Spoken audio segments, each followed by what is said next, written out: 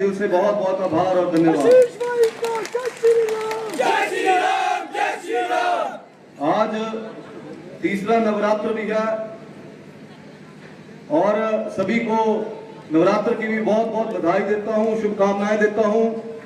महामाई का आशीर्वाद सब पे बना रहे और माता रानी के चरणों में छोटी सी स्तुति से अपनी बात को शुरू करूंगा। सर्व मंगल मंगल्ये शिवे सर्वार्थ साधिते शरण्ये त्र्यंबके गौरी नारायणी नमस्तुते शरणागतिनाथ परित्राणपराय मैं सर्वस्याति हरे देवी नारायणी नमस्तुते स्वरूपे सर्वेसे सर्वशक्ति समन्विते वैवस्त्राहीनो देवी दुर्गे देवी नमस्तुते रोगान शेषान परहन्ति तुष्टाम रुष्टाचु कामान शकलान भिष्टाम त्वमाशितानां नामिकप्राणानां त्वमाशितानां श्रन्ता प्रयन्ति सर्वा बाधा प्रशतनम त्रैलोक्याखिलेश्वरी एवमेव त्वयकार्य अस्मधैनी विनाशनम। जय करा शेरावाली माता दा बोल सच्चे दरबार की पार्वती पते हर हर महादेव पार्वती पते।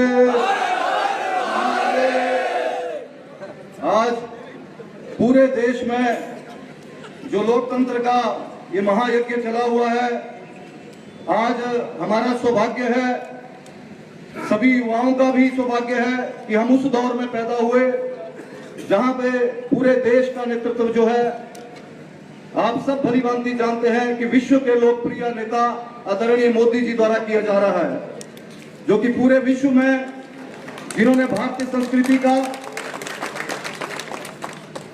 संस्कृति का पूरे विश्व में उन्होंने लोहा बनाया है। और आदरणीय अनुराग ठाकुर जी आज यहाँ पे आए हैं।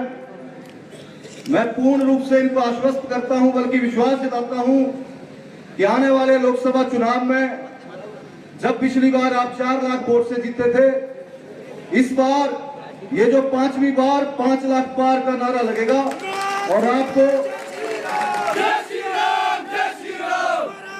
और मैं विश्वास दिलाता हूं कि इस बार जो रिकॉर्ड आप बनाएंगे वो केवल आप ही के द्वारा आगे टूटेगा। मैं धन्यवाद करता हूं भारतीय जनता पार्टी के शीर्ष नेतृत्व का, आदरणीय मोदी जी का, नड्डा जी का, अमित शाह जी का, अनुराग जी का, साथ में प्रदेश के शीर्ष नेतृत्व का, आदरणीय जयराम ठाकुर जी का, राजीव बिंदल जी का, धूमल जी का, और अपना सौभाग्य समझता हूं कि इस परिवार में मुझे और हम 9 लोगों को सम्मिलित किया, अपना आशीर्वाद दिया। यह हमारा सौभाग्य है।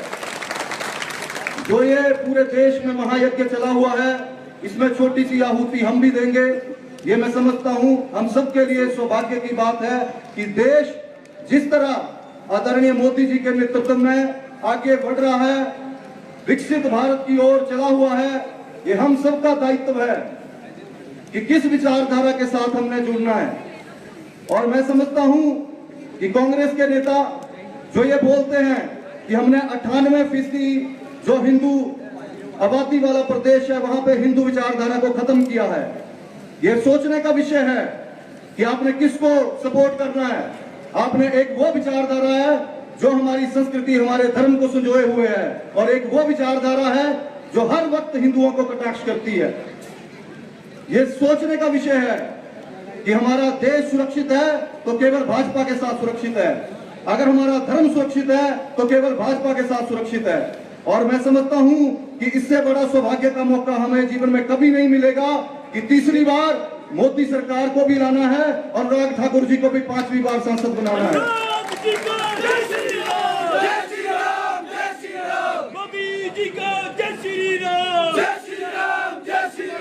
पिछले दिनों में भी जो प्रदेश की राजनीति में घटनाक्रम हुआ है, उससे भलीभांति सब जानते हैं किस तरह का उथल पुथल राजनीति में हुआ है। राज्यसभा के चुनाव में वो कैंडिडेट उतारे गए जिन्होंने राम मंदिर के खिलाफ केस लड़ा। आप बताइए, मैं आपसे पूछता हूं, क्या हम लोग उनको वोट दे सकते थे?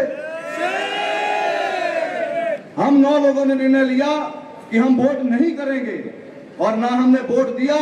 और जब 34 भी हुए तो भी उस प्रभु ने अपनी उपस्थिति दर्ज की और हमारे जो कैंडिडेट थे आदरणीय हाशिम आजम जी वो विजय को प्राप्त हुए।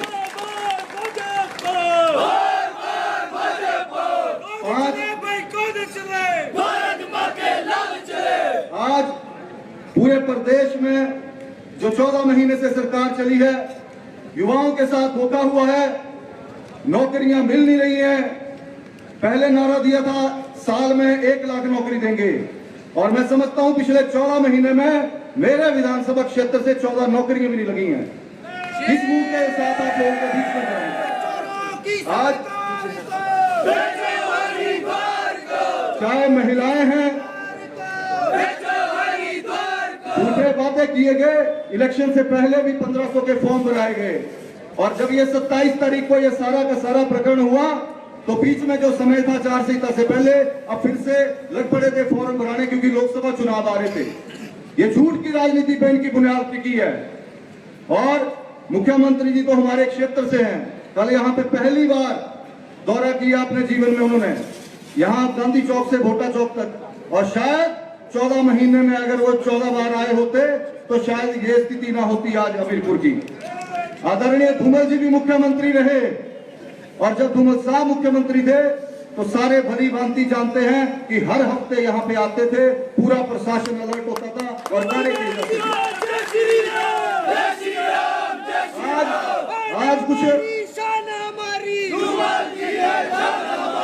आज कुछ लोग ये बोल रहे हैं कि मुख्यमंत्री है हमीरपुर से है। मैं तो ये समझता हूँ ये केवल चुनाव लड़ने आते हैं मैदान में, हमीरपुर से इनका कोई वास्ता नहीं है। हमीरपुर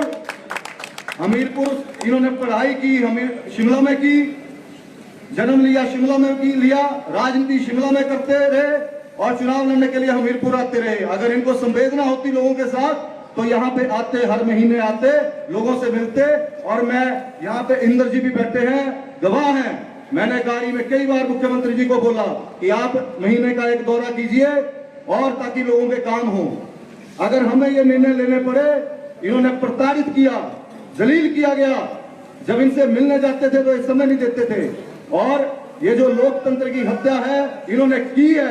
और मैं आपसे आग्रह करता हूं कि जो इन्होंने ये लोकतंत्र की हत्या की है, ये चुनाव और उपचुनाव में इनको जवाब दें अपने वोट से। आशीष भाई आगे बढ़ो, हम तुम्हारे साथ हैं। जो मौका 5 साल बाद आता है सरकार चुनने का, आज ये सौभाग्य की बात है कि ये 14 महीने बाद मौका आया है। और अगर आप ये जो 9 के 9 लोग आज उपचुनाव में 3-6 उतर गए हैं, हम तीनों ने भी आगे उतरना है। आपके आशीर्वाद से और उस प्रभु की कृपा से, अगर आप सबका आशीर्वाद होगा तो जहां पे केंद्र में 4 जून को मोदी जी की सरकार बनेगी और प्रदेश में भी भारतीय जनता पार्टी की सरकार बनेगी।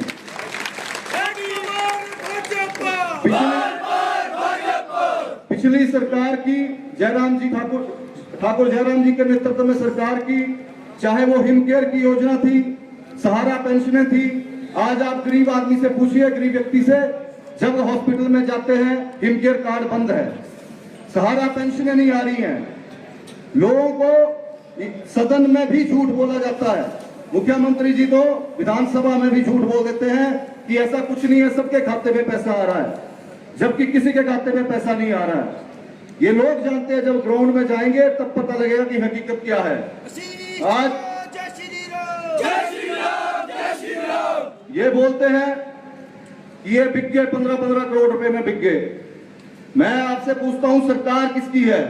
सरकार इनकी है। ये तो जैसे केजरीवाल जी मुख्यमंत्री जो दिल्ली के हैं, वो बोल देते हैं कि मैं ईमानदार, बाकी सब बेईमान। वही हिसाब इनका हो चुका है कि मैं ईमानदार, बाकी सारे के सारे बिक चुके हैं। और आज स्थिति यह है कि इनको जब बोला जाता है कि आप सबूत पेश कीजिए और अगर हमने गलत किया है तो हमें अंदर डालिए, लेकिन इनके पास कोई सबूत नहीं है। सिर्फ और सिर्फ झूठ की राजनीति आज दिन तक की है और आज भी उसी तरह चला हुआ है।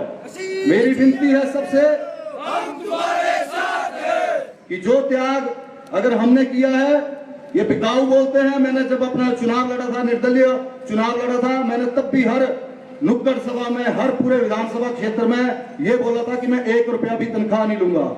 आज इन्होंने मेरे पूरे के पूरे, चाहे मेरे परिवार के खाते हैं, चाहे मेरे भाई के खाते हैं, सब तलाशे जा रहे हैं। मैं इनसे विनती करता हूं कि जो मेरा सैलरी का अकाउंट है उसको भी देखें और जनता के सामने पेश करें कि 14 महीने में जो भी तनख्वाह मिली है, टीए डीए जो भी आता रहा, सारा का सारा जनता की सेवा में समर्पित किया है, बाइचेक किया है। बिकाऊ इनके लोग हैं जिन्होंने ट्रांसपोर्ट के पैसे खाए और जिन्होंने हर जगह भ्रष्टाचार से संलग्नित रहे यहाँ पे पूरे प्रदेश में। मैं ज्यादा नहीं समय लूंगा क्योंकि मंच पे बहुत सारे हमारे नेता हैं जिन्होंने अपना अपना वक्तव्य आपके समक्ष रखना है, लेकिन मैं एक गुजारिश जरूर करूंगा आपसे कि पिछली दफा पूरे हिंदुस्तान में सबसे ज्यादा वोटिंग जो है भारतीय जनता पार्टी को हमारे प्रदेश में हुई थी 69%।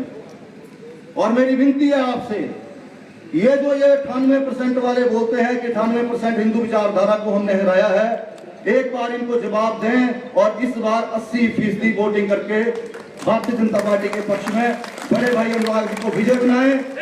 साथ ही जो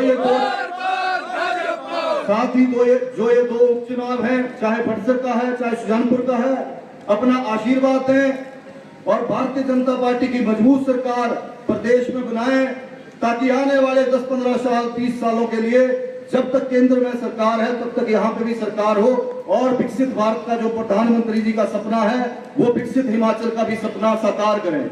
इन्हीं शब्दों के साथ फिर से मैं तहे दिल से